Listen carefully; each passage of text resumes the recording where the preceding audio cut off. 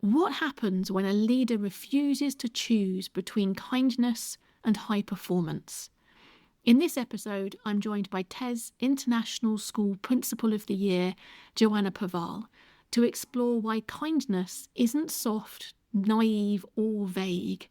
Instead, it's a strategic driver of trust, accountability, and high-performing teams.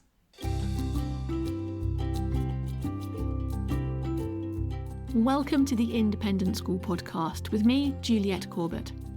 I'm a trusted advisor, executive coach and strategist, working with accomplished leaders who are navigating complex challenges, the kind that can feel like a tangled ball of string, confusing, frustrating, and hard to unpick. In this new series, I bring you real-world conversations with principals, heads, and CEOs of independent and international schools. Together, we explore problem-solving in uncertainty, staying strategic amidst the daily bustle of leadership, and building high-performing teams. Today, we're diving into a topic that sits at the heart of every high-performing team, yet it's often misunderstood. We're talking about kindness.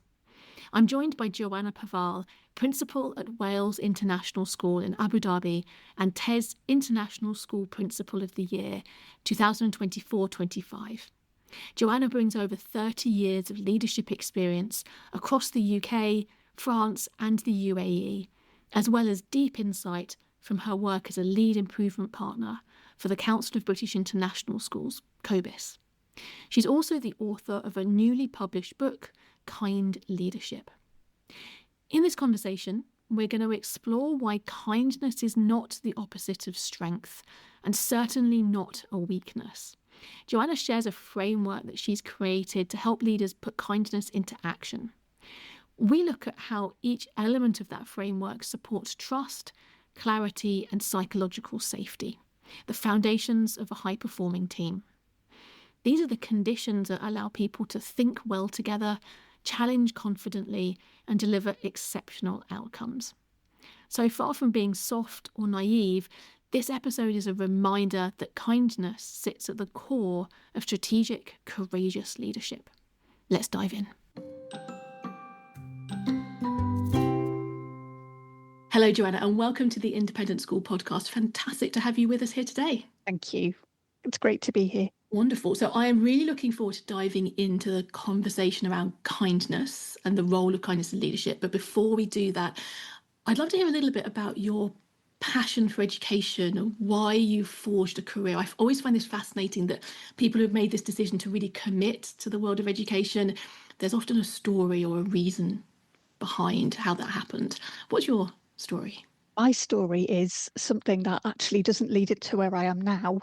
My passion for education came from absolutely loving the subject that I studied at university. So I studied religious studies, and it was really something that I feel very passionate about, particularly contemporary moral issues and looking at the philosophy of religion.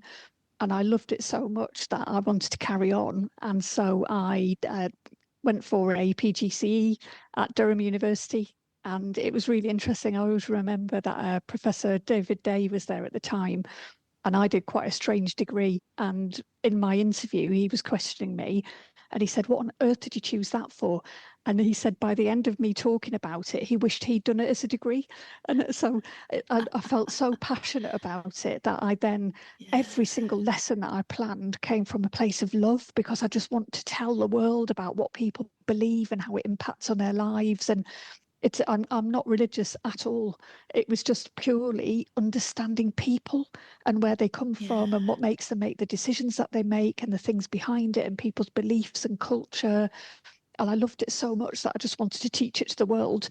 But in actual fact, I only did that for 9 years before I left the UK and moved to France and couldn't teach religious studies there because it's a banned subject. And obviously I've come to the UAE where it's only Islamic. And so I went into the world of education because I felt so passionately about my subject, but then I've ended up not doing it at all. I just ended up loving teaching. Yeah. But that passion about helping people to understand how other people work, what forces, both human and kind of social groupings, have created the world we live in, and religion is a key part of that. And although maybe the actual religious conversations aren't happening in the schools you've led in, in recent years, there's something about that passion for helping young people to navigate the Absolutely. world that Yeah. probably still shines through. Absolutely, and something that I would say that, obviously I'm in the UAE now, and 90% of our children are local Emirati students, but 100% of our students are Muslim. And it's really interesting in terms of things like well-being, the impact that faith has on that in schools. I'd never really Yeah, thought about it before, but we've had some quite traumatic things happen. And, in the UK, we would have counsellors, we would have psychologists, and they do have that here. But it's interesting that sometimes I'll say to our children, do you want to talk to somebody about this? This is a really terrible thing that's happened. They've maybe had a bereavement, and that they just, from their heart, they'll say, no, it's okay. I'm all right. It's God's will. And it's a yeah. real different facet of humanity that I've never really experienced until I've moved here.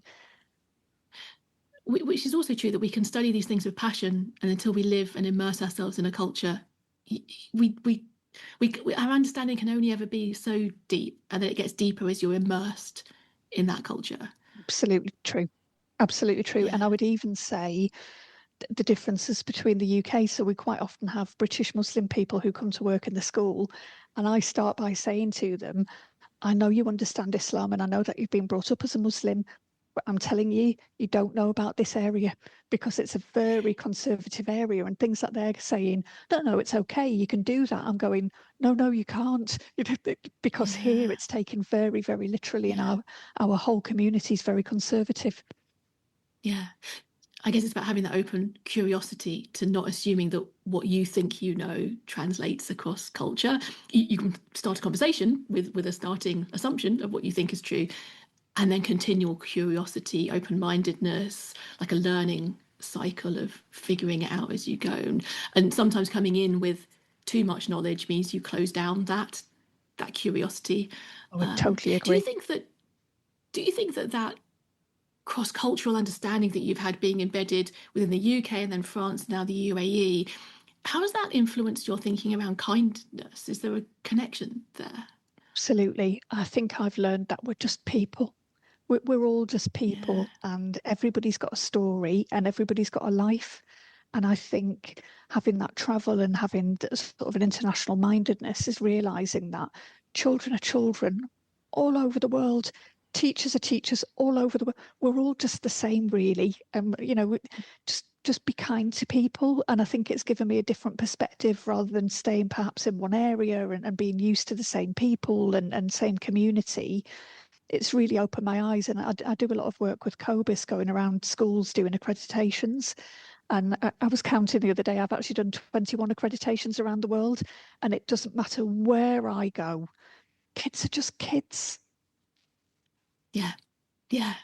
So you've got the kind of the human psychology, and then layered upon that the cultural dynamics, and kind of understanding of how things work as in groups.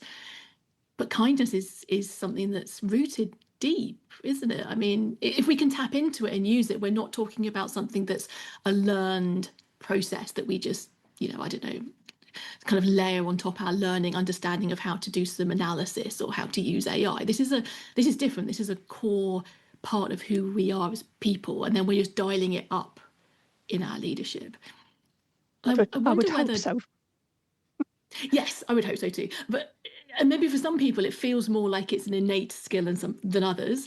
And I wonder whether the history of leadership, kind of historically, has been seen as being, you have to be strong, you have to be directive, you have to know all the answers and show immense confidence. And of course, in the last couple of decades, that's shifting and changing, and authenticity, honesty, being able to communicate. I don't have all the answers, but I do think this is the next best thing that we need to be doing, and to communicate with real clarity, even where there's complexity and uncertainty. You communicate the clarity around there is complexity and uncertainty. All of this is actually really important to understand, that it's something that's deep in us that we can dial up. We definitely can. And I always tell people that I'm not a naturally kind person. I've had to learn how to be kind. And I was thinking the other day, I was talking to my husband about it actually. I'm a child of the 80s. And in my day, it was Margaret Thatcher. I mean, you were talking the Iron Lady. Yeah. So the role Yeah. model of who you were supposed to be as a leader was the Iron Lady. And then in the background, you had Her Majesty the Queen, who, fabulous leader, but very stoic. And you wouldn't, Yeah. I didn't feel, I didn't know her personally, obviously, but she wasn't somebody who came across to me as somebody who was really kind. But then you saw it shift into the world of Princess Diana. The school that I work in is called Wales International School, and it's named after Diana, Princess of Wales. And the kindness and the compassion in the school, we very much root in her legacy. But again, that was a real shift in dynamic in the way that people looked at kindness. It was a sudden shift of her even just putting her arm around somebody in a hospital, or Yes. smiling when she would take a bunch of flowers from a small child and giving them a hug, was a real shift in the world in terms of compassion and kindness. And I think probably that had a huge impact. Mother Teresa, and then more recently, politicians like Jacinda Ardern have spoken very openly about kindness, and you don't have to be this Iron Lady. You can be a kind person, and I think it's definitely Yeah. true. Yeah. So you obviously believe this so deeply. You've taken that passion that you had for religious studies and understanding, you kind of translated it into this passion for kindness.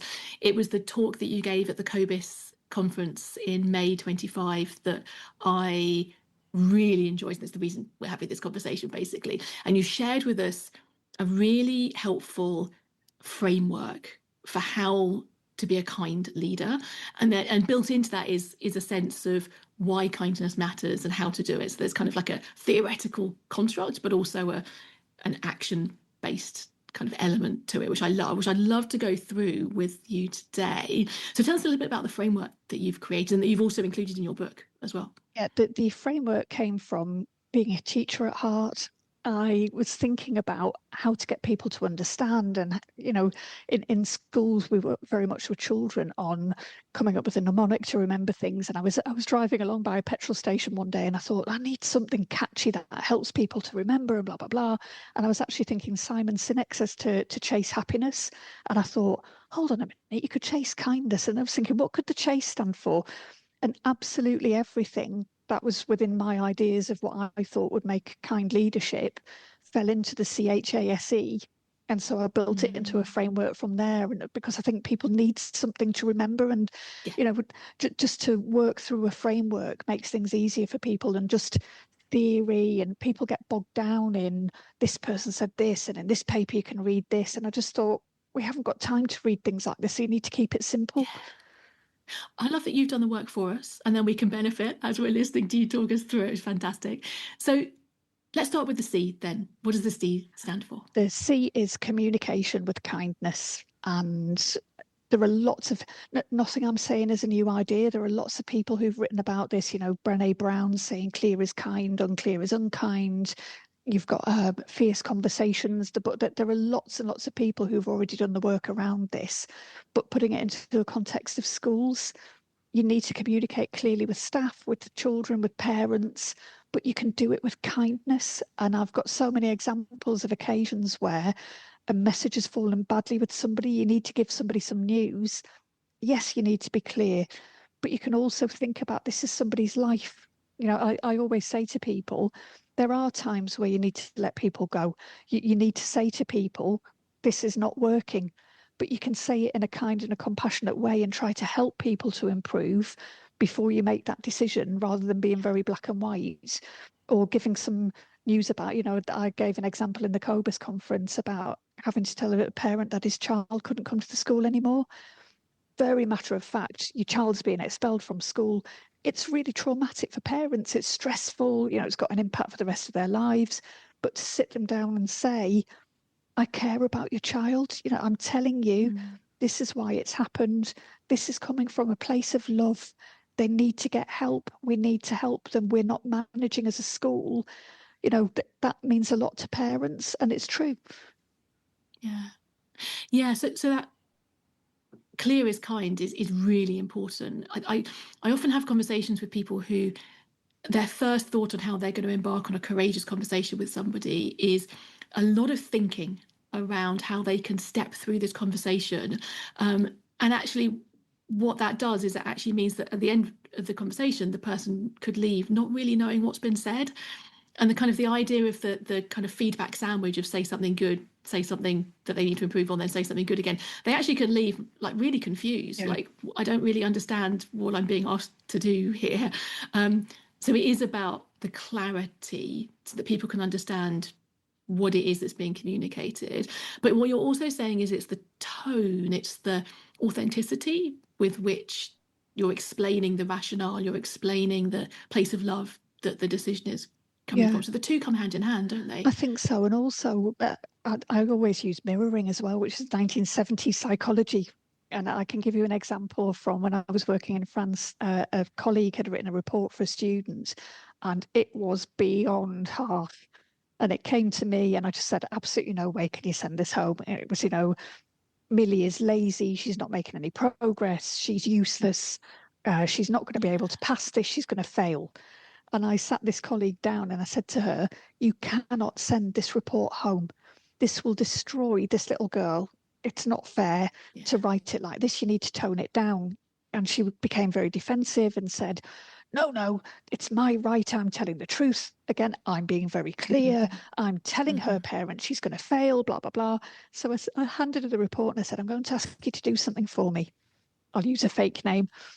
I said to her, can you please read me this report back?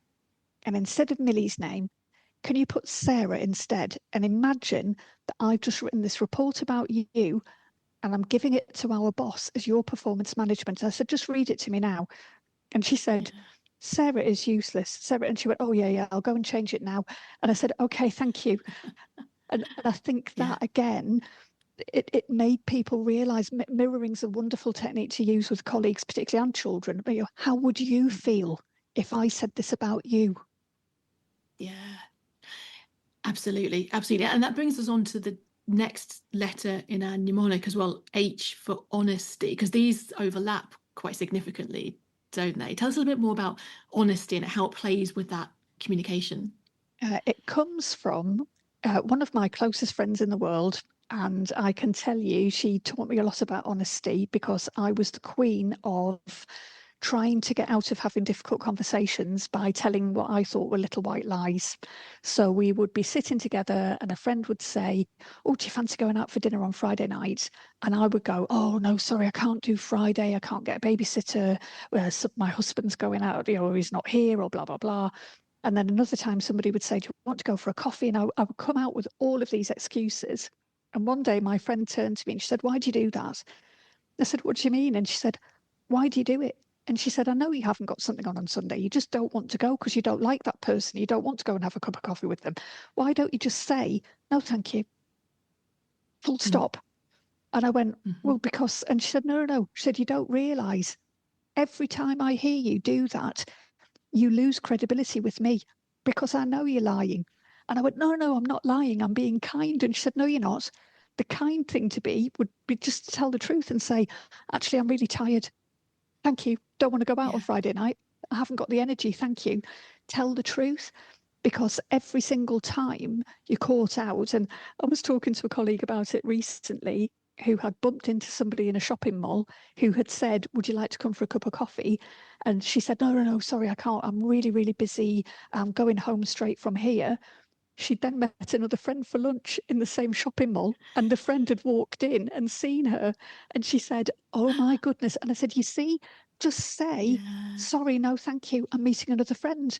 You lied and you were caught out. And I think in leadership, every time you try and dodge or sugarcoat or make things sound nicer than they are, you can say things, communicate with kindness, but you need to be honest.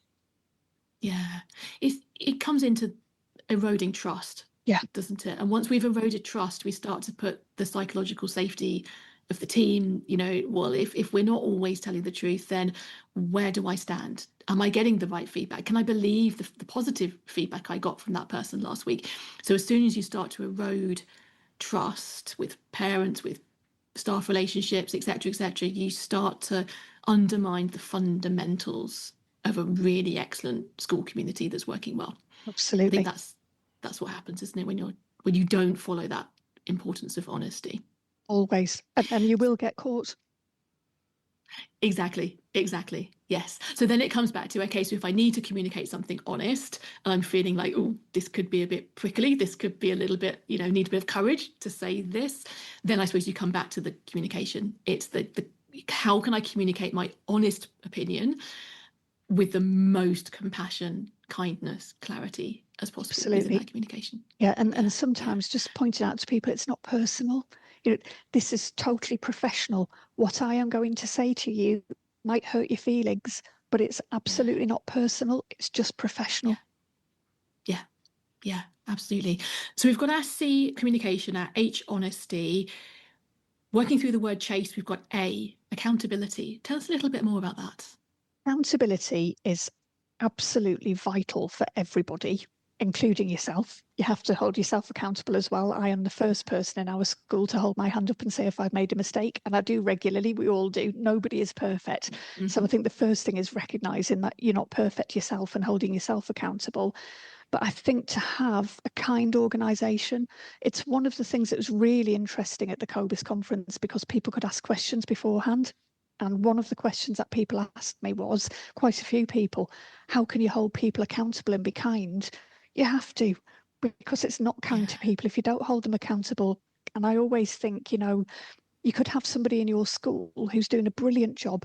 They come to work on time every day. They come in early every single day. If they're watching you not holding people to account, again, that erodes their trust and it makes their psychological safety not good. Because if somebody's walking through the door 10 minutes late, if you don't hold that person accountable, that's not being kind to the person who's coming in on time every day. And so many examples in schools like that, if people are planning their lessons on time, people are marking, and the knock-on effect that it has for people and affecting their mental health and well-being is astronomical. And you need to hold people to account to make sure that the systems fall into place. Yeah, there's something about consistency in there as well, and equity too, actually. We all like to know that we're being treated fairly.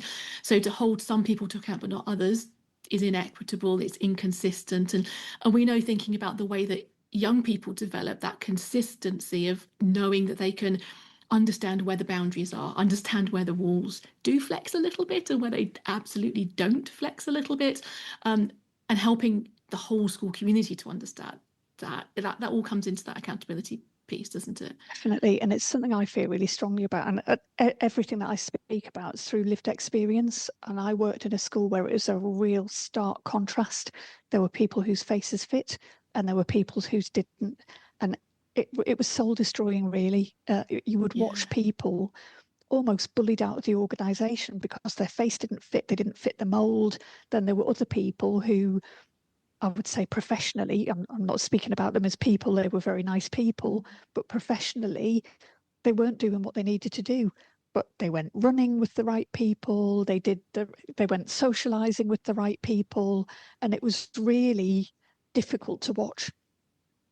Yeah, and that's undermining that sense of equity, fairness as well, which I think is often a strong value. And whenever we know that whenever our core values are challenged, we often or have a higher likelihood of reacting to that with an emotion rather than with a really rational thought process. And so I think that that's one of the mechanisms behind what you're saying, is that if people aren't held accountable, we don't know what the rules are. We don't know that it's being kind of applied equally fairly to everybody, or equitably rather than equally fairly to everybody. And so it feels like you're kind of on a bouncy castle where the floor is constantly shifting upwards and downwards, rather than all walking together on a flat surface where I know where the edge of the path is. I know what the boundaries are.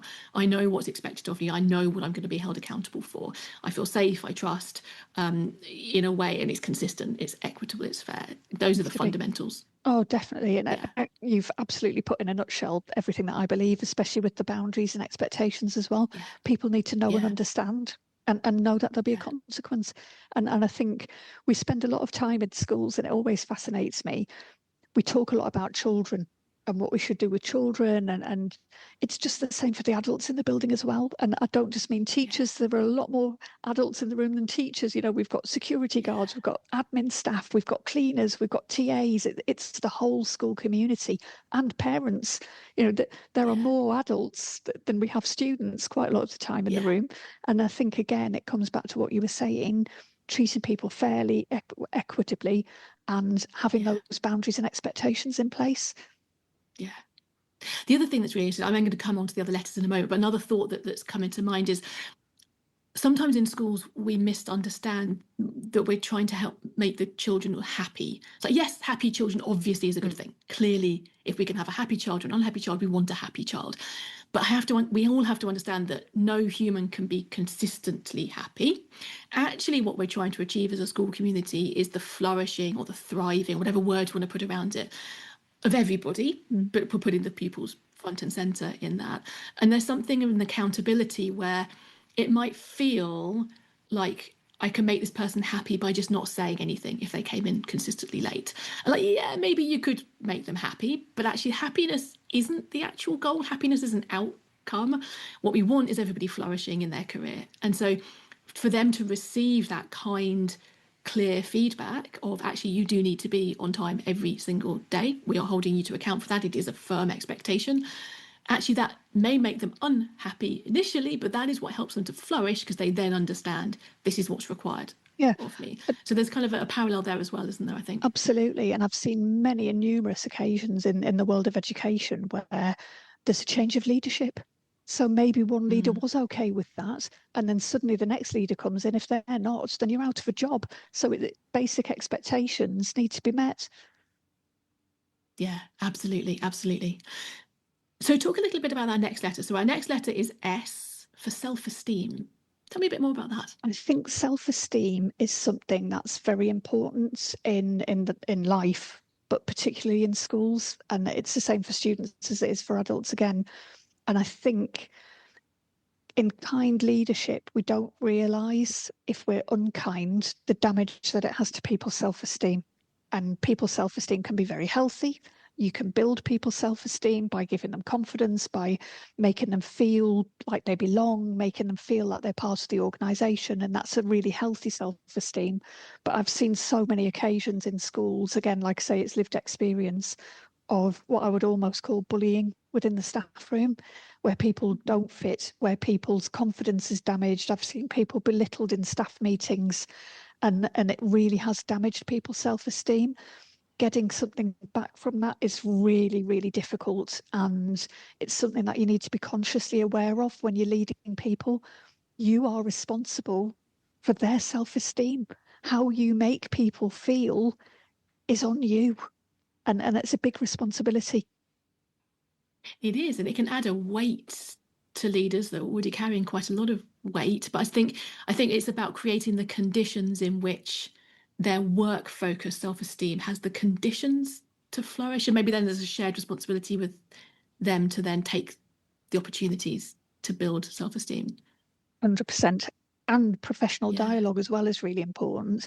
And again, like I was saying, not taking things personally, it's professional. And psychological safety, being able, so, you know, it's easy to say we have an open door policy, but I genuinely do have an open door policy. And if somebody comes in and says, you know, you said this in a meeting, actually, I don't agree with that. And I'll go, tell me why. And I genuinely, I'm not bothered at all. If somebody says to me, I've got a better idea, I'll go, oh, great, tell me. And I'm not somebody who's got little black book who writes down, oh, Juliet came in today and she told me she didn't agree with what I said. I'll go, oh, great. I wouldn't last long, if I'm honest, if you did. But it's just, you know, it's great. That should be encouraged. And again, it builds people's confidence. It makes them feel like they're valued and that their opinion's valued. This is all a virtuous cycle, isn't it? Because it's your strong self-esteem that allows you to get really curious when someone has what might be a better idea. It's like, oh, tell me more. And the reason you're able to say that is because you are strong in your self-esteem in terms of your leadership, kind of confidence, and that therefore you're able to switch on that curiosity of, oh, maybe there is a better way. Let's explore that together. It's interesting because I always think about emotional intelligence, and I think about the inter and intrapersonal skills. And I went to school in Durham, and I went to Durham Johnson School, which is a fabulous school. Except that in the days when I went there, I'm an old lady. When I went there, if I tell you, we once had a letter sent home from school asking how to address our parents because somebody had complained. And on the letter it said, is it professor and professor, professor and doctor, doctor and professor, doctor and doctor, Mr. and doctor. And at the bottom it said Mr. and Mrs. And I was the only person in the class that had parents that were Mr. and Mrs. And one person, it caused huge outcry because his parents were Mr. and Doctor, but his dad was Mr. because he was a consultant surgeon. And everyone was going, oh, your dad's a Mr. And he was like, my father's a surgeon. And it just made me laugh because I spent all day, every day in school with people who, for whatever, maybe political reasons, chose not to send their children to private school. But they were all incredibly intellectual. And a lot of my friends went to Oxford, went to Cambridge, went to Durham, went to St Andrews, top universities. And I never felt like I was the cleverest person in the room. And I think that's something that I've just grown up with. And so I'm used to it. So I don't think I am. Did that give you that strong self-esteem then? Because it sounds like that could have gone two ways, right? That it actually, then maybe there was something in you that then created a positive cycle of, okay, I can learn from everyone, which is obviously a positive thing, but it could have gone a different way, I think. Could, but what I would say, again, that was the kindness of my friends in school. So rather than going, oh, it was just everybody had different ideas and everybody was good at different things and we could have conversations about things and some people were better at some things than others. And there was never this feeling of, I'm better than you. I just felt I'm not the cleverest person in the room, but it doesn't matter because everybody treats me like an equal. And that's how I try to make people feel, is that we're all human and nobody's better than anybody else. Absolutely, absolutely, 100%. Which interestingly brings us to our last letter. So we've got our CHASE kind of framework has been communication, honesty, accountability, self-esteem, ego. Tell me more about this final one on the list. This feels important to me. I think it's probably the most important one. And I would say if I had the time and I could give up work, I would go back to university and I would do a PhD. And the title of my PhD is The Ego of the Head Teacher. And I think I've seen you laughing because you know what I'm talking about. There are some fabulous people out there. And then there are some people with huge egos. And I was talking to somebody the other day and I made a laugh because my husband coins the phrase Mugabe syndrome, because when you're in a school, it's so easy to have an inflated ego. The parents are all telling you that you're wonderful. Your staff are telling you that you're wonderful. The children tell you that you're wonderful. If you really believe that, then you turn into this almost dictator who believes they're right all the time. And I think that's not healthy. You do need a certain amount of healthy ego to help you to make decisions and to be strategic. And that is really important. But I think you need to keep your ego in check as well. And I think when you're in a position of power and leadership, you need to think very carefully about yourself. And I do a kind of ego check at the end of every day and say, when I made that decision, who was that decision for? Was it for me or was it for the school? Surrounding yourself with people who just say yes all the time, it's not healthy. Employ people who challenge you. If somebody disagrees with you, that's absolutely fine. But I've met so many people in leadership who that isn't the case with. Yeah. I wonder whether this self-esteem and the ego go quite closely together in the sense that when we've got strong self-esteem, we can allow our ego to accommodate others around us. And it can be a healthy ego, it can be confident, and it can accommodate constantly questioning, could this be better? Could I have done this differently? Could I have done this better? What am I not seeing? What other viewpoints are we not hearing in this conversation? Which then means that the two, I think, go together. I often think that actually if your self-esteem is low, that's when an ego can get ballooning. And so it looks like it's confidence, but actually on the inside, it probably isn't. I totally agree. And I think a lot of times when I've seen that happen as an outsider looking in, it's regularly been when people have actually been out of their depth and they're not managing. And it goes back to what you were saying at the start of this, you have to know everything and you have to be the person in charge. And there's nothing wrong with just holding your hand up and saying, do you know what, I don't know, but there's somebody on my team that does. Yeah. There are other Yeah. people that can help. And I think about my vice Absolutely. principal's a super genius, and he's absolutely brilliant with data. He's absolutely brilliant with anything to do with computers. And if somebody asks me to do something, I'll just go, do you know what? That's not my forte, but I know a man who can. And I'll send them in that Yes. direction. And there's nothing wrong with that. Absolutely. A lot of what we're talking about actually comes to the creating a high performing team, doesn't it? There's this sense that if you have as a leader a strong self-esteem and a healthy managed scale of ego, and actually I do work with some people on kind of coaching relationships where actually their ego, they're constantly questioning, am I doing this because of my ego? Do I need more recognition because I'm just feeding my ego? Well, actually, humans need recognition. Yeah. They need feedback, need positivity from others. And if that's completely absent for whatever reason, that is going to negatively impact you as a leader. But a lot of this comes down to the trust, the psychological safety, the sense of the leader delegating effectively, which is really important. That feeling of you are the conductor of the orchestra, and you know when you need to send something to someone else because they need to be doing the statistical analysis, looking into all the data. You know when actually you could just make this decision on your own because it's a small thing. You've got a clear sense of what needs to happen. It needs to happen fast, or high risk kind of speed decision, or whether this is a high stakes, complex decision making process in which you almost always need more voices, enough voices, not too many voices. There's a kind of a sweet spot there. Yeah. So a lot of this comes through to that high performing team, doesn't it? Definitely. And having the right people around you that feel the same way as well. Shared values and Yeah, shared vision is so important. And absolutely. I think it's a phrase that's used quite glibly sometimes in the world of education. Everybody's got their mission statement and vision statement, and it's something that you really, really need to think very carefully about and make sure that everybody aligns. Even at the point of recruitment, when we've been recruiting for people in our school, I am incredibly honest in interviews. The school's on a journey. We are not an outstanding school. This is what you will get if you work in this school. We've got a very conservative community. If you're not able to work within these parameters, don't accept the job. And I'm Yeah, very, very yeah, honest with people because they wouldn't fit into the school. yeah. There's that line in there, kind of recruit for values rather than experience. The experience and the skill set can be trained. If Definitely. you've got the person who's got all the right experience, all the right skill set, but the values don't align, you can never ask someone to change their core values. It's not fair, and it just doesn't work. It Yeah. doesn't. It doesn't. The relationship is kind of doomed from the start. But finding the people who've got the shared core values is a key part of it. And it's interesting you mentioned there the kind of the mission, the vision statements. I'm a strategist. I work with a lot of schools on strategy, and I don't care that much. All these fancy kind of words, like they're all going to sound vaguely similar.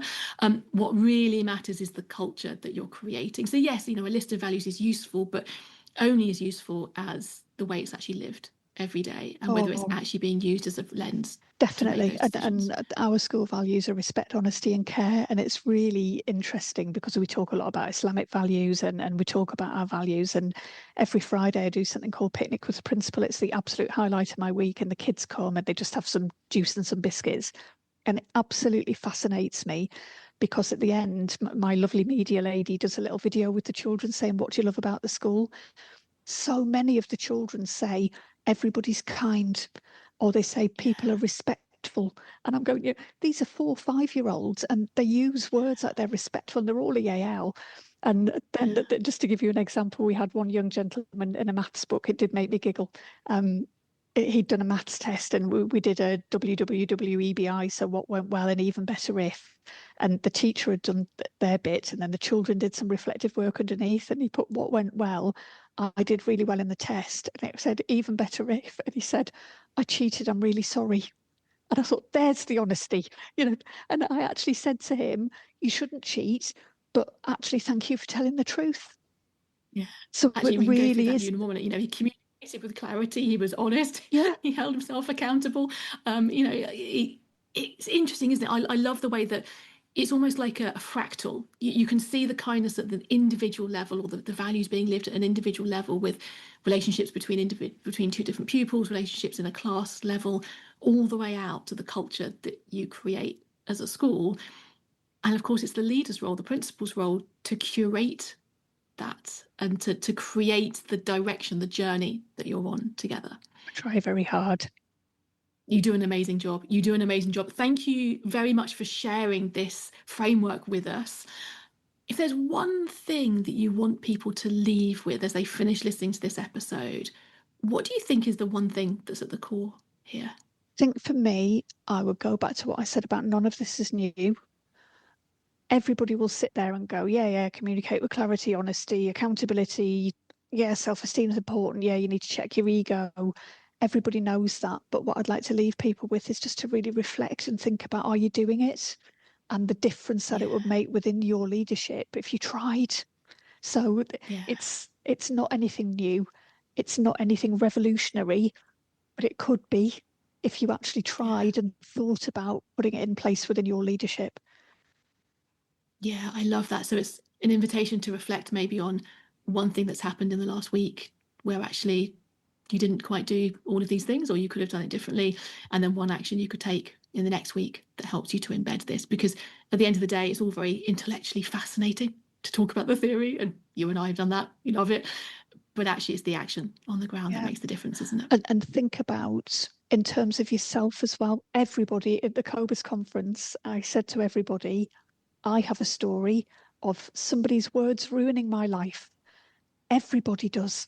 So if you can think of a time where you've been made to feel less than, when you've been made to feel humiliated, it's damaged your self-esteem, would you want to make other people feel like that? And just keep that in the back of your mind when you're dealing with people. We're dealing with people's lives, and it's a huge responsibility. Yeah. Thank you so much, Joanna. I love that we've had slightly different perspectives, but great agreement, a huge amount of agreement on all of the topics we've covered here today. I'm really looking forward to putting the links for your book when it is ready and published. It's called Kind Leadership. We'll put all the links for that into the episode notes as well, so people can explore in depth the topics we've been talking about today. Thank you so much, Joanna. Thank you so much. It's been a pleasure. Really enjoyed it. Thank you. Thank you for listening to the Independent School Podcast. If you found today's conversation valuable, I invite you to join my email list and hear more of my fresh thinking on leading strategically through complexity and uncertainty. Visit www.consultjuliet.co.uk/sign up. Remember, the biggest challenges you face are rarely solved by working harder. They're solved by thinking differently, with the right trusted advisor in your corner. While I work with leaders across many sectors, my heart and more than 2 decades of experience remain deeply rooted in education. If you're ready to turn complexity into progress, sharpen your focus, and lead a happier, higher performing team, I'd love to start a conversation about how we could work together. Just reach out anytime.